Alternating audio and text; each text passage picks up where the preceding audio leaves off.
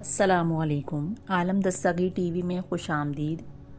آج ہم سورۃ البقرہ کی آیت نمبر 54 یعنی 54 کی تفسیر پڑھیں گے۔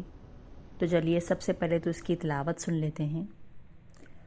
اعوذ باللہ من الشیطان الرجیم، بسم اللہ الرحمن الرحیم۔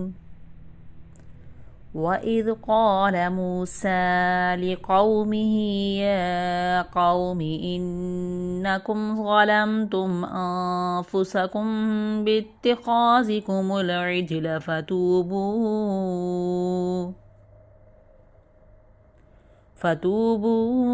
إِلَىٰ بَارِئِكُمْ فَاقْتُلُوا أَنفُسَكُمْ ذَلِكُمْ خَيْرٌ لَكُمْ عِندَ بَارِئِكُمْ فَتَابَ عَلَيْكُمْ إِنَّهُ هُوَ التَّوَّابُ الرَّحِيمُ۔ ترجمہ کنز الایمان۔ اور جب موسیٰ نے اپنی قوم سے کہا، اے میری قوم، تم نے بچڑا بنا کر اپنی جانوں پر ظلم کیا، تو اپنے پیدا کرنے والے کی طرف رجوع لاؤ، تو آپس میں ایک دوسرے کو قتل کرو، یہ تمہارے پیدا کرنے والے کے نزدیک تمہارے لیے بہتر ہے، تو اس نے تمہاری توبہ قبول کی، بے شک وہی ہے بہت توبہ قبول کرنے والا مہربان۔ چلیے سورۃ الجنان سے اس کی تفسیر بھی سمجھ لیجئے۔ فَاقْتُلُوا أَنفُسَكُمْ کہ تم اپنے لوگوں کو قتل کرو۔ بنی اسرائیل کو بچڑا پوجنے کے گناہ سے یوں معافی ملی کہ حضرت موسیٰ علیہ السلام نے قوم سے فرمایا، تمہاری توبہ کی صورت یہ ہے کہ جنہوں نے بچڑے کی پوجا نہیں کی ہے وہ پوجا کرنے والوں کو قتل کریں، اور مجرم راضی خوشی سکون کے ساتھ قتل ہو جائیں۔ وہ لوگ اس پر راضی ہو گئے اور صبح سے شام تک 70,000 قتل ہو گئے۔ تب حضرت موسیٰ اور حضرت ہارون علیہ السلام نے گڑ گڑاتے ہوئے بارگاہ حق میں ان کی معافی کی التجا کی۔ اس پر وحی آئی کہ جو قتل ہو چکے وہ شہید ہوئے اور باقی بخش دیے گئے، قاتل و مقتول سب جنتی ہیں۔ مرتد کی سزا قتل کیوں ہے؟ اس کے لیے اب یہ سن لیجئے کہ ایسا کیوں ہے۔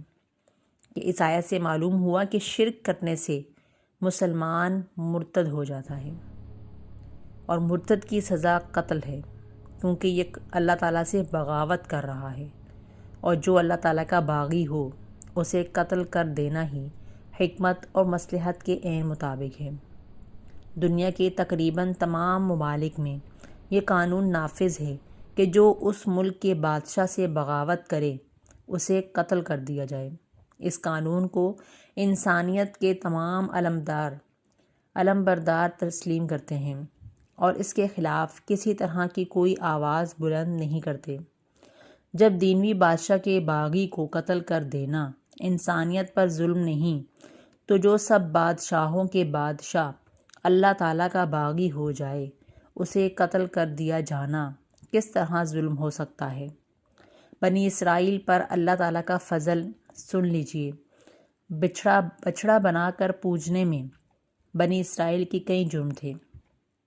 سب سے پہلا مجسمہ سازی جو کہ حرام ہے۔ دوسرا حضرت ہارون علیہ السلام کی نافرمانی کرنا۔ تیسرا بچڑے کی پوجا کر کے مشرک ہو جانا۔ یہ ظلم آل فرعون کے مظالم سے بھی زیادہ شدید ہیں، کیونکہ یہ افعال ان سے بعد ایمان سرزد ہوئے، یعنی وہ ایمان لا چکے تھے اور اس کے بعد انہوں نے یہ حرکت کی۔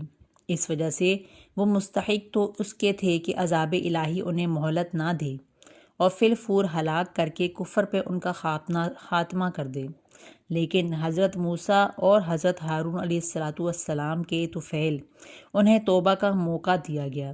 یہ اللہ تعالیٰ کا بڑا فضل ہے، اور یہ قتل ان کے لیے کفارہ تھا۔